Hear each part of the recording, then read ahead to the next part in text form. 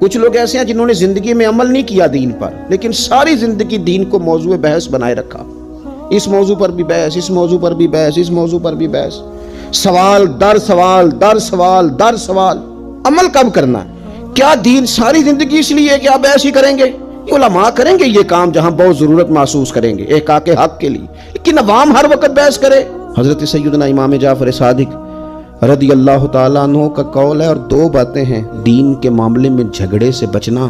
فرمایا یہ جو دین کے معاملے میں جھگڑا ہوتا ہے نا، یہ دل کو مصروف کر دیتا ہے اور انسانوں کے درمیان منافقت پیدا کر دیتا ہے۔